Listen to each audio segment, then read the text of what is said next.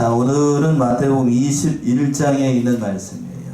21장 33절에서부터 마지막 36절에 있는 말씀인데요. 이 본문의 말씀에서 보게 되면 하나님께서 이 땅에 예수 그리스도를 보내셨을 때 사람들이 어떻게 할 것인가를 예수님께서 비유로 말씀을 하시는 겁니다. 그래서 37절에 그랬죠. 보면 37절에서 보시면 후에 자기 아들을 보내며 가로되 저희가 내 아들은 어떻게 하리라?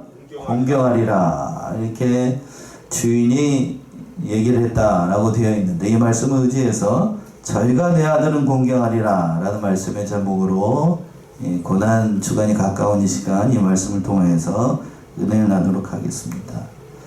말씀드렸던 것처럼 이 본문의 말씀은 일명 포도원 주인과 악한 포도원 농부들의 비유라고 불리는 그런 말씀인데 예수님께서 이 비유의 말씀을 통하여서 하나님의 선지자들을 죽이고 나아가서는 하나님의 아들 즉 예수 그리스도를 죽이게 되는 유대 종교 지도자들의 그 악한 죄를 책망하시기 위해서 이 비유의 말씀을 하신 겁니다. 즉 그들의 불신앙 속에 담겨져 있는 그 죄가 얼마나 무서운지 그리고 또 그 죄의 결과로 어떠한 무서운 결과를 초래하게 될 것인지를 비유의 말씀을 통하여서 가르쳐 주시는 거예요. 자, 첫 번째는 40절까지 보시게 되면 예수님께서 유대 종교지도자들에게 이 비유의 말씀으로 교훈을 주셨던 겁니다. 자, 33절 보시면은요. 다시 한 비유를 들으라. 한 집주인이 포도원을 만들고 산으로 두르고 거기 집자는 구유를 파고 망대를 잇고 농부들에게 새로 주고 타국에 갔더니 다시 한 비유를 들으라. 이제 여기서부터 마지막 46절까지 유대 종교지도자들을 위해서 그 악함을 얼마나 그들 속에 얼마나 악한 죄가 숨어 있는지를 예수님께서 교훈해 주시기 위해서 이 비유의 말씀을 드시는 겁니다. 그래서 이제 예수님은 성전에서 그 하나님의 말씀을 가르치고 있을 때에 그런데 거기까지 이제 유대 종교 지도자들 서기관들과 바리새인들이죠. 제사장들 그들이 와가지고 자신을 모함하고 예수님을 모함하고 함정에 빠뜨리기 위해서 치열한 논쟁을 벌이게 됩니다.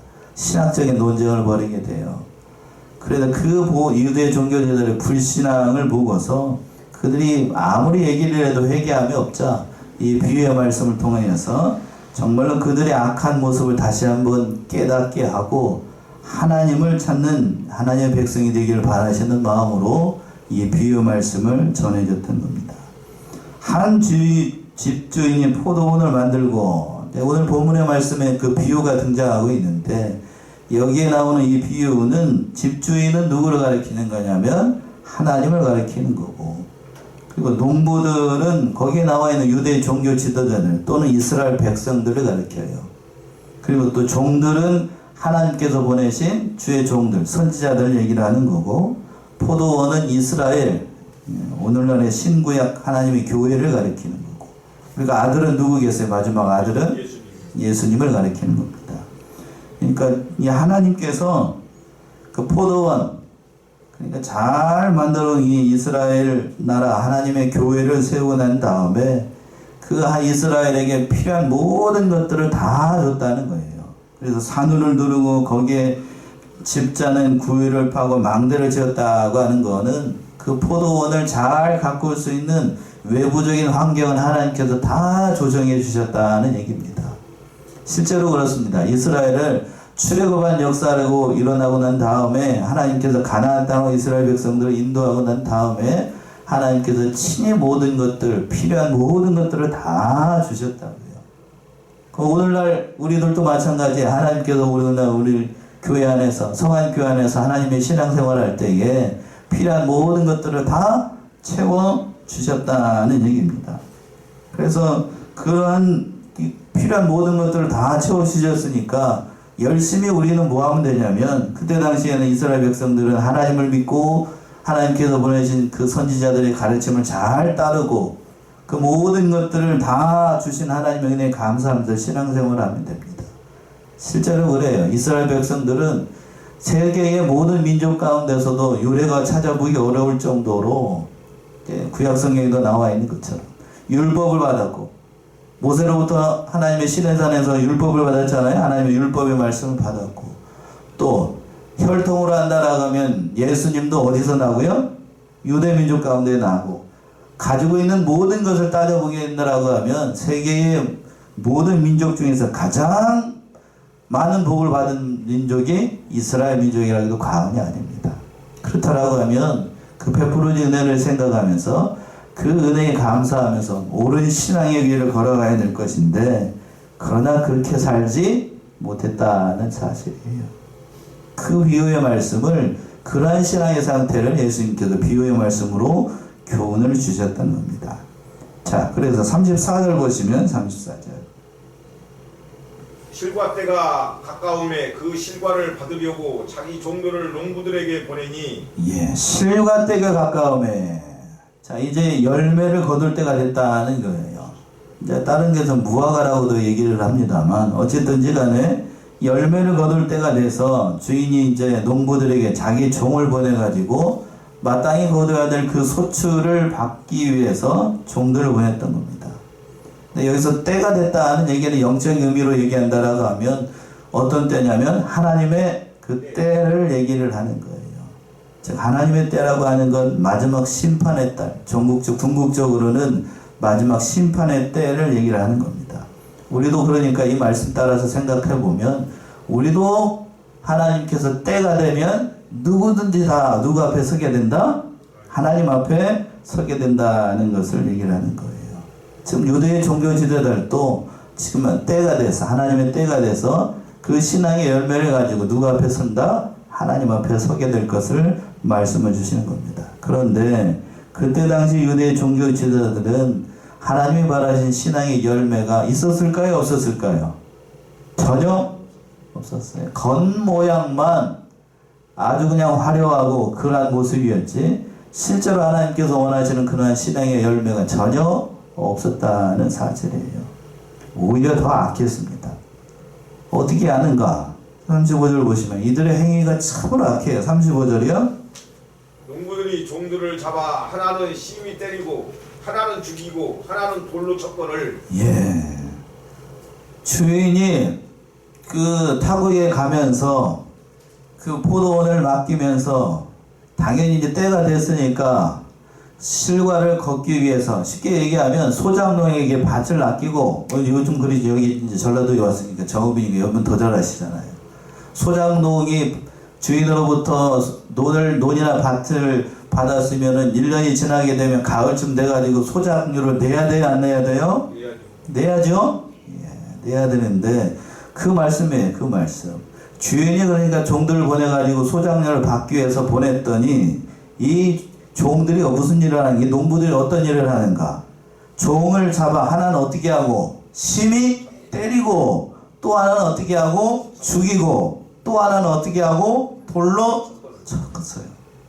자, 이런 행태를 하게 되면, 여러분이 우리 안정희 집사님한테 물어볼거나 이렇게 하게 되면 어떻게 해야 돼요? 그 사람들 어떻게 해야 돼요? 혼내든지 어떻게 해야 돼요? 관아에 신고를 하든지 그래야 되겠죠? 아주 악한 사람들이라고요. 먹고 살도록 하기 위해서 필요한 모든 것들을 가지고, 심지어는 주인의 땅까지 빌려주면서, 심지어는 포도원까지 맡기면서 거기에서 먹고 살도록 해줬더니, 때가 돼가지고 그 실과를 걷도록 하기 위해서 종들을 보냈는데 그 종을 갖다가 때리고 돌로 치고, 심지어는 어떻게까지 해요? 죽이기까지 했어요. 그러니까 이 사람들은 어떻게 해야 되겠는가? 여기서 심히 때린다는 거, 또 죽이는 건, 돌로 친다라고 하는 건 하나님의 일을 할 때 이게 다 선지자들 얘기를 하는 거니까. 종은 선지자들 얘기를 했잖아요. 하나님의 일을 하다가 보게 되면 좋은 대접을 받을 수도 있지만 그렇지 않을 수도 있다는 얘기입니다. 뭐 했을 수도 있어요? 때려 핍박을 당할 수도 있고, 또 돌에 맞아서 죽을 수도 있고, 심지어는 어떻게 될 수도 있다? 자기 순교할 수도 있다는 사실을 보여주고 있는 그런 말씀이에요. 그런데 그런 악한 일을 했던 사람들이 누구인가 하면 바로 유대인들이었고, 또 좁은 의미로 얘기한다라고 하면 서기관들과 바리새인들이었다는 거예요. 오늘날로 얘기하면 목사님이 그 보낸 사람들을 갖다가 돌로 때리고 막 그렇게 했다는 거예요. 그런데 종은 거기서 이제 하나님은 이 주인은 거기서 즉시 심판하지 않고 또 한 번 인내를 발휘합니다. 그 말씀이 36절이죠? 36절 보시면. 다시 다른 종들을 처음보다 많이 보내니 저희에게도 그렇게 하였는지라. 예, 다시 다른 종들을 처음보다 더 많이 보냈습니다. 주인은 종을 잔인하게 죽인 이 농부들을 그냥 즉시 심판하지 않고 자비로 아마 이 주인이 아마 봤을 때에 도량이 넓은 것 같아. 보통이 아닌 것 같습니다.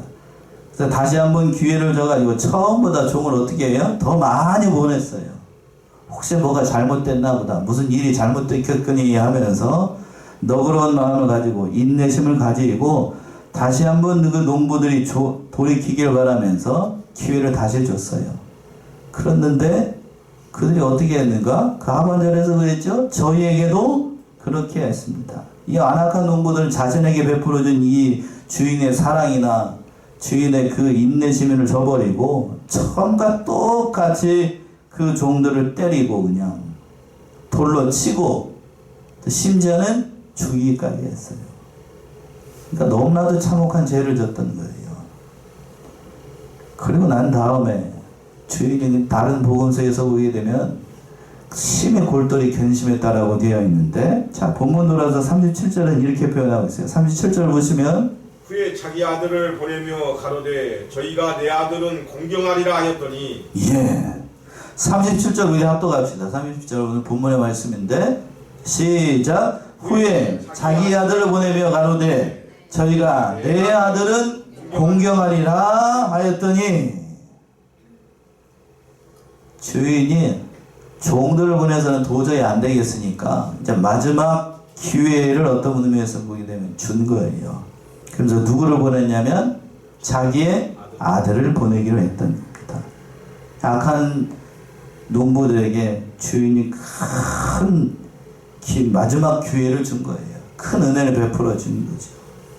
그러니까 자기 아들을 보내면서 저희가 내 아들은 공경하리라 라고 생각을 해가지고 아들을 보냈던 겁니다. 그러니까 주인의 생각에는 농부들이 비록 악하고 완악할지라도 설마 내 아들에게는 공경할 것이다 라고 이렇게 생각을 했다는 거죠. 여기서 아들이 누구를 상징한다고요? 예수님을 상징을 하는 거예요. 설마 하나님을 믿는 하나님의 백성이 하나님의 아들 하나밖에 없는 독생자를 이 땅에 보내셨는데 그 아들만큼은 어떻게 할 것이다? 공경할 것이다 라고 생각하고 이 땅에 예수님을 보냈다고요. 그런데 그 백성들이 어떻게 하는가 보게 되면 뒤에 가서 더 잘 나오지요. 공경할 것이라고 생각했던 독생자 예수 그리스도를 그들이 무참하게 성 밖에 나가서 끌고 나가서 죽이게 됩니다. 그 고난주간 부활절이 지금 멀지 않아요. 이게 인간의 악함이고 바로 이것을 통해서 우리를 향한 하나님의 사랑이 어떠한지를 잘 보여주는 겁니다. 하나님의 사랑을 표현할 때, 하나님께서 우리를 어떻게 사랑하시는가를 표현할 때 하나밖에 없는 독생자를 이 땅에 보내주신 것이 가장 큰 사랑이라는 사실을 우리가 알아야 됩니다. 요한일서 4장에서 이렇게 표현하고 있죠. 요한일서 4장 9절에서부터 11절 보시면, 요한일서 4장 9절에서부터 11절. 하나님의 사랑이 우리에게 이렇게 나타난 바 되었으니 하나님이 자기의 독생자를 세상에 보내심은 저로 말미암아 우리를 살리려 하심이라. 사랑은 여기 있으니 우리가 하나님을 사랑한 것이 아니요 오직 하나님이 우리를 사랑하사 우리 죄를 위하여 화목제로 그 아들을 보내셨음이니라. 사랑하는 자들아, 하나님이 이같이 우리를 사랑하셨은즉 우리도 서로 사랑하는 것이 마땅하도다. 예, 사도 요한이 하나님의 사랑에 대해서 표현을 할 때 이렇게 표현을 했어요. 참 귀한 말씀입니다.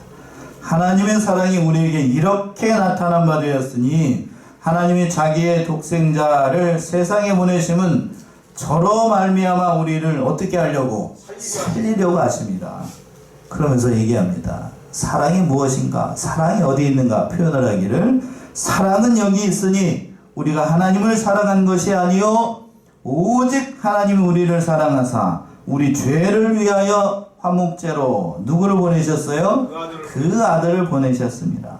그러니까 사랑하는 자들아, 하나님이 이같이 우리를 사랑하셨은즉 우리도 서로 사랑하는 것이 마땅하도다.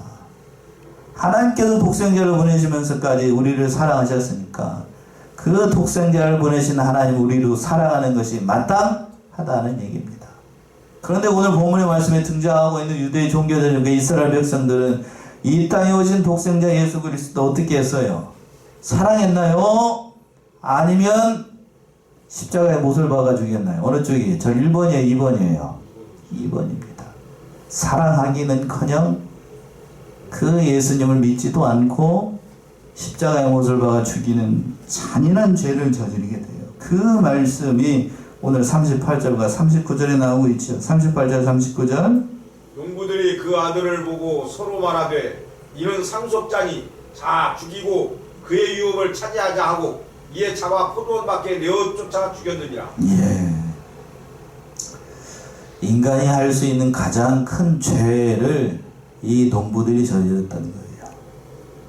38절 39절 보시면 농부들이 그 아들을 보고 서로 말하되 이는 누구이니? 상속자니 자 죽이고 그의 유업을 차지하고 이에 잡아 포도원 밖에 내어 쫓아 죽였느니라.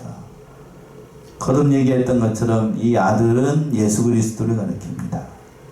농부들이 즉 유대의 종교 지도자들이 주인의 하나밖에 없는 그 외의 아들이 오는 것을 보고 서로 의논을 했어요. 그러니까 저 사람은 하늘나라의 상속자니까 저 사람만 없으면 그 하늘나라가 누구 것이 된다? 내 것이 된다. 내 것이 된다 라고 생각을 해가지고 그 하나밖에 없는 독생자를 포도원 밖에 내어 쫓아서 죽였어요. 포도원 밖에, 여기서 보기 포도원 밖에 내어 쫓아 죽였다는 것은 예수님께서 어떻게 돌아가실 것인가를 예언한 그런 말씀이기도 하신데, 포도원은 앞에서 뭘 상징을 한다라고 했냐면 이스라엘 나라, 하나님의 교회를 상징한다고 그랬어요. 그러니까 이스라엘 백성들에게 온 하나님의 아들 독생자를 어디에서? 교회 밖으로 쫓아내가지고 너는 필요 없다는 거지요. 얼마나 이게 잔인하고 얼마나 악한 사람들이에요. 하나님의 백성들 밖에서 쫓아내가지고 교회 밖으로 쫓아내가지고 하나님의 아들을 죽인 거예요. 얼마나 큰 죄를 저지른 거예요. 인간이라는 것이 이런 거예요. 인간이라고 하는 것이. 이 비유의 말씀으로 그러니까 그때 당시 유대 종교지도자들, 서기관들과 바리새인들과 제사장들의 그 악한 죄악이 얼마나 극심한가를 보여주기 위해서 그들의 완악함을 지적하고 하나님의 백성으로 돌아오기를 바라면서 이 비유를 주신 건 회개하고 누구에게 돌아오라고? 하나님께 돌아오라고 이 비유의 말씀을 주신 거예요. 그런데 그들은 어떻게 하는가? 그렇지 않아요. 돌아오지 않아요. 그러면서 예수님께서 두 번째 40절과 44절에서 보시면 이 비유의 말씀을 통해서 유대 종교제들 특별히 유대인들에게 경고를 하신 거예요. 회개하고 돌아오라고. 그 말씀은 40절에 이렇게 표현되어 있죠. 40절 보시면 그러면 포도원 주인이 올 때에 이 농부들을 어떻게 하겠느냐? 예. 그러면 포도원 주인이 올 때 이 농부들은 어떻게 하겠느냐? 포도원 주인 앞에서 누구를 가리킨다라고 했냐면 하나님을 가리켜요. 주인이 온다는 얘기는 먼 나라에 갔던 여행을 갔던 그 주인이 돌아올 때에 즉 이 궁극적으로는 어느 때를 얘기를 하는 거냐면 바로 예수님이 재림하시는 그때, 하나님이 오시는 그때를 얘기를 하는 거예요. 역사적으로는 1차적으로는 이스라엘 나라가 멸망하는 AD 70년 로마의 티토에 의해서 예루살렘이 멸망하는 그때를 얘기를 하는 거예요. 그때 이루어졌고 궁극적으로는 하나님의 최종 심판이 있게 되는 예수 그리스도의 재림의 날을 가리키는 겁니다. 그때에 그 농부들을 어떻게 하겠느냐 하는 거예요. 주님이 오시게 되면 누구나 할 것 없이 다 주님의 심판대 앞에 서게 됩니다. 여러분도 그렇고 유대인들도 그렇고 저도 그렇고 다 그들 앞에 서게 돼요. 그러면 그들이 어떻게 되겠어요? 하나님의 심판대 앞에서 하나님의 독생자를 죽였던 그들은 어떠한 심판을 받게 되는가? 물어보니까 예수님께서 물어보니까 그들이 대답을 합니다. 뭐라고 대답을 했을까요? 41절의 말씀이죠. 41절 보시면 저희가 말하되 이 악한 자들을 진멸하고 포도원은 제때에 실과를 바칠 만한 다른 농부들에게 새로 줄지니이다. 예, 저희가 말하되 이 악한 자들은 진멸하고 포도원은 제때에 실과를 바칠 만한 다른 농부들에게 새로 줄지니이다. 예수님께서 물어보는 거예요. 자기들이 이제 비유를 들어보니까 이 농부들이 너무나도 악한 거예요. 그러니까 주인이 다시 돌아왔을 때 이 악한 농부들 어떻게 해야 되겠느냐라고 하니까 상식이 있는 사람이라고 하면 대답을 하겠죠. 뭐라고 대답하겠어요? 그 주인이 오게 되면 당연히 그 나쁜 사람들, 그 악한 그 농부들 당연히 진멸하고 그 포도원은 뺏어가지고 다른 사람에게 주는 게 옳습니다 라고 대답을 한 거예요. 얘기 잘했어요? 잘못했어요? 잘했지요. 대답은 이렇게 잘했습니다만 그게 바로 자기 자신을 두고 하는 얘기인지는 그들이 알지 못했어요. 그래서 뭐라고 했냐면 포도원은 제때에 실과를 바칠 만한 다른 농부에게 새로 줄 것입니다 라고 얘기해서 자기들 입으로 그 얘기를 했다고요. 근데 이거는 이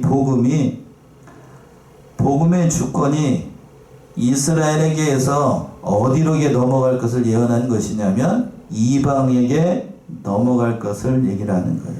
실제로 그랬습니다. 앞에서도 말씀드린 것처럼 로마에 의해서 이스라엘이 멸망하고 난 다음에 그 복음의 주권이 그 이방으로 넘어가게 됐어요. 근데 이스라엘의 악행 때문에 그 복음이 이스라엘에서 이방으로 넘어가게 될 것을 이렇게 말씀을 하신 겁니다. 그러면서 성경에 예언되어 있는 대로 예수님 바로 어떠한 분인가를 42절에서부터 얘기하고 계십니다. 42절 보시면 예수께서 가라사대 너희가 성경에 건축자들의 버린 돌이 모퉁이의 머릿돌이 되었나니 이것은 주로 말미암아 된 것이요 우리 눈에 기이하도다. 예. 본 일이 없느냐.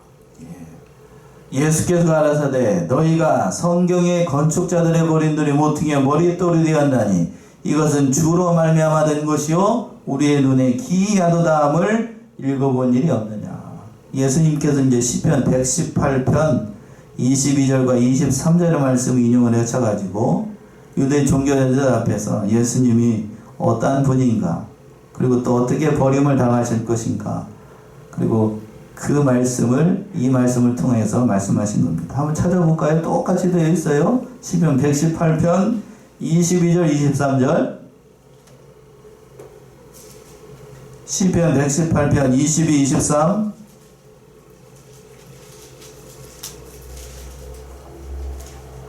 이는 여호와의 행하신 것이요 우리 눈에 118편 22, 23. 건축자의 버린 돌이 진 모퉁이의 머릿돌이 되었나니 이는 여호와의 행하신 것이요 우리 눈에 기이한 바로다. 예, 건축자의 버린 돌이 그대로 되어 있죠. 집 모퉁이의 머릿돌이 되었나니 이는 여호와의 행하신 것이요 우리 눈에 기이한 바로다. 건축자의 버린 돌, 누구를 가리키는 거냐면 바로 예수님을 가리키는 거예요. 건축자는 누구를 가리키는 거냐면 유대 종교 지도자들, 유대인들에 의해서 버려진 그 쓸모없다라고 버려진 그 돌이 모퉁이의 머릿돌이 되어서 교회를 이루는 초석이 되어서 그 예수님을 통하여서 모든 교회가 세워져 나갈 것을 말씀을 하신 겁니다. 그러니까 그 말씀 그대로 다 이루어지게 돼요. 그리고 그 일을 행하였던 이스라엘 민족, 유대 민족, 종교 지도자들은 어떻게 되는가? 43절의 말씀이죠. 43절. 그러므로 내가 너희에게 이르노니 하나님의 나라를 너희는 빼앗기고 그 나라에 열매 맺는 백성이 받으리라. 예. 그러므로 내가 너희에게 이르노니 하나님의 나라를 너희는 어떻게 되고? 빼앗기고. 하나님의 가장 큰 사랑을 받았다. 선민이었다. 우리는 율법을 가졌다. 모든 것을 가졌다 라고 스스로 생각했던 유대의 민족들은 하나님의 나라에서 제외될 것을 얘기하는 거예요. 오늘 이 말씀 보게 되면 참 가슴 아픈 말씀이에요. 실제로 그대로 이루어지게 되거든요. 그리고 또 그 하반절에서 보시면 그 나라의 열매 맺는 백성이 받으리라. 그리스도를 배적했던 유대 종교 지도자들은 결국 하나님의 나라를 빼앗기게 되고, 그리고 복음의 주권이 넘어가서 이방 나라, 본래 하나님의 백성이 아니었던 이방 사람들이 예수 그리스도를 믿어서 구원의 반열에 참여하게 돼서 지금 이 시간까지 복음의 주권이 어디에 있냐면 이스라엘에게 있지 않고 유대 민족에게 있지 않고 누구에게 있어요?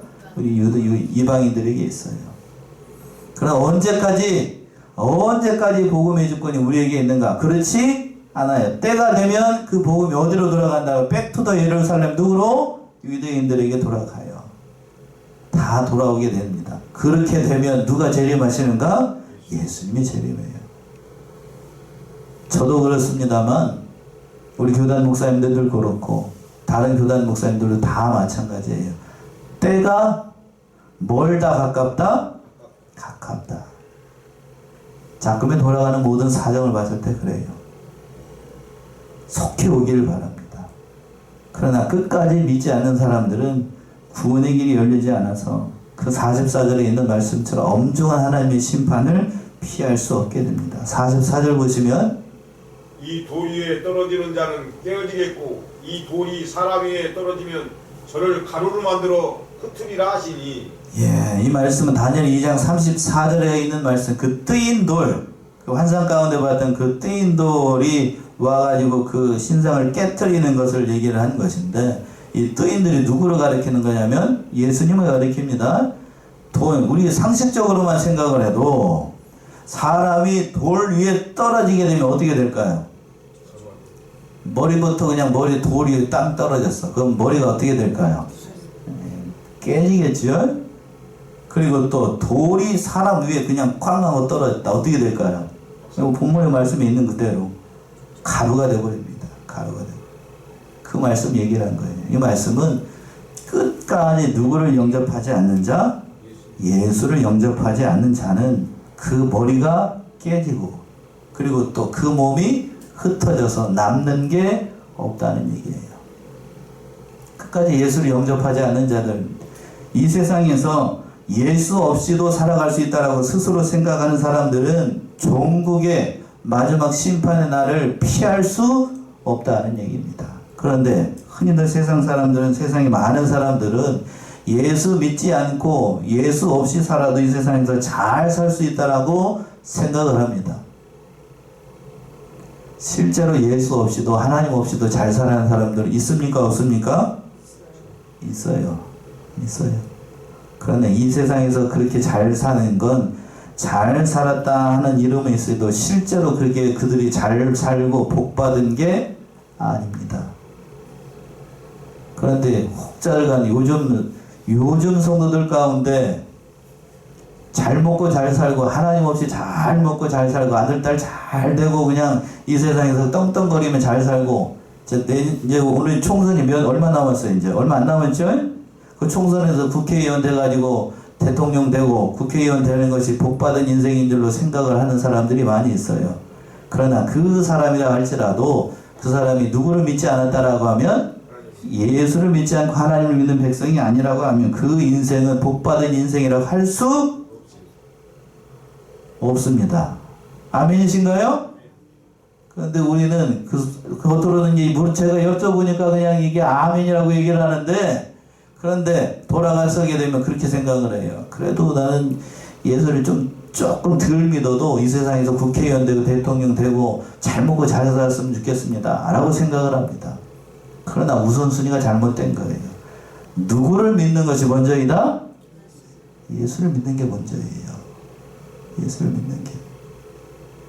그런데 오늘 본문의 말씀에 등장하고 있는 유대의 종교 지도자들은 그때 당시 예수님이 오셨을 때에 서기관들과 바리새인들과 제사장들 쉽게 얘기해서 잘 먹고 잘 살았습니다. 세상적 관점으로. 그런데 그들이 예수를 영접했는가요? 그랬나요? 아니에요. 제가 엊그저께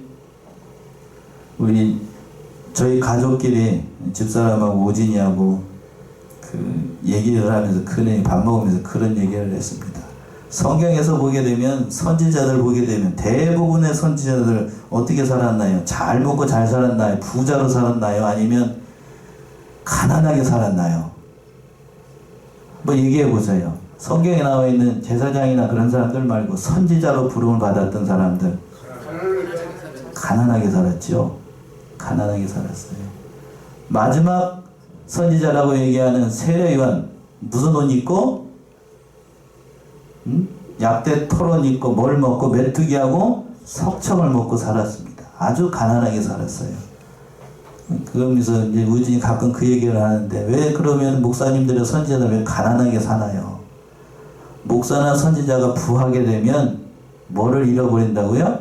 신앙을 잃어버려요. 그러니까 하나님께서 어떻게 살도록 하십니까? 가난하게 살도록 하셔요. 누구만 보도록? 하나님만 보도록. 선지자에게서 하나님의 말씀이 떠난다. 그는 살았다 하는 이름은 있으나 그는 선지자가 아니에요. 선지자가 아니라고. 오늘날 종교 지도, 그때 당시 예수님이 오셨을 때 종교 지도자라고 하는 사람들, 여러분 한번 곰곰이 생각해 보세요. 바리새인들, 세상적 관점으로 잘 살았습니다. 명예, 영광 다 받으면서. 제사장들 역시 마찬가지예요. 서기관들 역시 마찬가지예요. 그 사람들이 예수를 영접했는가? 그런가요? 아니, 절대 그렇지 않아요. 그런데 우리는 어떻게 생각을 하는가? 이 세상에서도 잘 먹고 잘 살면서 예수 잘 믿기를 원합니다. 그럼 뭔가 잘못됐지요. 둘 중에 하나는 놓아야 됩니다. 맞아요? 틀려요? 네, 둘 중에 하나는 놓아야 돼요. 오늘 그래서 마지막 45절과 46절 보시면 그때 당시 부자라고 생각했던 그 사람들이 예수를 어떻게 했는가? 45절 보세요. 45절. 대제사장들과 바리새인들이 예수의 비유를 듣고 자기들을 가리켜 말씀하시는 줄 알고 46절까지요. 찾고자 하나 무리를 무서워하니 이는 저희가 예수를 선지자로 아니었더라. 예, 그때 당시 부자라고 생각했던 대제사장들과 바리새인들이 예수의 비유를 듣고 누구를 가리켜? 자기들을 가리켜 말씀인 줄 알았습니다. 다른 무리들은 몰랐는데 그들은 알았어요. 왜? 그때 당시 종교 지도자들이니까. 이 비유 말씀 누구를 가리켜 한 말이다? 바로 자기들을 가리켜 한 말이라는 것을 바로 알아차렸어요. 귀신같이 알아차렸습니다. 알아차렸으면 어떻게 해야 돼요? 그들의 죄를 회개하고 불신앙과 그 불순종한 죄를 회개하고 누구 앞에 돌아와야 돼요? 하나님 앞에 돌아오고 회개하고 바로 서야 될 것인데 그렇지 않았어요. 46절에서 그랬습니다. 잡고자 했어요. 예수님이 잡아 죽이려고 했다고요. 참으로 패약한 사람들. 듣고서도 말씀을 듣고서도 자기들을 가리켜 하는 말인 줄 알았음에도 불구하고 그 옳은 말씀을 하신 예수 그리스도를 영접하지 않아요. 오히려 잡아 죽이려고 했어요. 왜 그랬을까? 성경에서 이렇게 표현하라고 했어요. 디모데전서 4장 보세요. 디모데전서 4장 1절과 2절 다 찾아보세요. 디모데전서 4장 1절과 2절. 그러나 성령이 밝히 말씀하시기를 후일에 어떤 사람들이 믿음에서 떠나 미혹해 하는 영과 귀신의 가르침을 쫓으리라 하셨으니 자기 양심이 화인 맞아서 외식함으로 거짓말하는 자들이라. 예. 왜 그랬는가? 왜 대제사장들과 바리새인들과 서기관들이 예수의 비유를 듣고서도 알았지만 왜 회개할 수 없었는가? 그 이유를 얘기하는 거예요. 사도 바울이 이렇게 지적합니다. 그러나 성령의 밝게 말씀하시기를 후일에 어떤 사람들이 믿음에서 떠나 미혹해하는 영과 뭔 가르침을 쫓아요? 귀신의 가르침을 쫓으리라 하셨으니 자기의 양심에 뭐를 맞아서? 화인 맞았어. 화인 맞았으니까 인도를 지졌어요. 양심을 인도를 지졌어요. 그러니까 양심이 작동을 못해요. 아무리 하나님 말씀을 들어도 아무리 말해도 그 화인 맞아가지고 뭐가 선이고 뭐가 악인지 알 수가 없어요. 바로 서기관들과 바리새인들이 그런 사람들이었다고요. 더 성경에서 보게 되면 이규명 교사님 그렇게 됐다군요. 7배나 더 악해진다고요. 7배나 더 악해져. 오늘 말씀처럼 그러나 참으로 악한 이 사람들 우리는 결코 이러한 죄악에 빠지지 말고 엄중한 징계가 있다는 것을 깨달아서 우리는 악한 농부가 아니라 어떤 농부가 되어야 되냐면 선한 농부가 되어서 예수 그리스도를 잘 영접하고 그 하나님의 나라를 상속받고 길이길이 그 말씀을 전하여 나가는 살아가시는 성안의 성도님들 모두가 되셔야 되겠습니다. 기도하겠습니다.